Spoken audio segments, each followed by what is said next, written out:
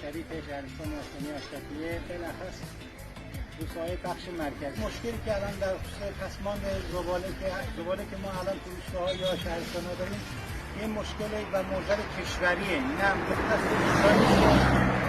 انشالله به امید خدا با نخبگانی که در این خصوص و دغدغه‌مندانی که واقعا دغدغه حتی مسئولین عزیز شهرستان و کشوری استانی و کشوری ما که دغدغه اینو داره که راهکار مناسبی پیدا کنن تا بتونن این پسماندها را به نحو احسن جمع‌آوری و مدیریت کنن و مردم به لحاظ زیست محیطی اذیت نشن.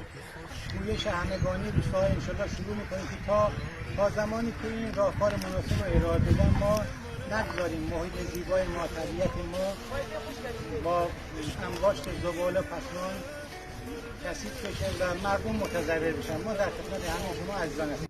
گیلکم دریا دیلم بهشت ایران زکن، چشم دل سیر و نجیبم چون که گیلان زکن. گیلکم دریا دیلم بهشت ایران.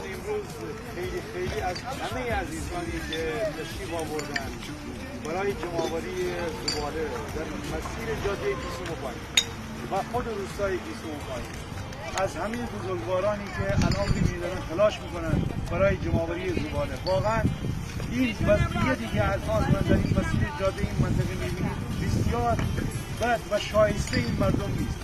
خواهشاً اونایی که صدای ما رو میشنون، اونایی که از حضور شما در این مسیر ما رو دیدن، زحمت بچه‌ها رو دیدن، خواهشاً اونایی که زباله می‌ریزن زباله نریزن، وقتی می‌بینن حتما جلو این کارو بگیرن.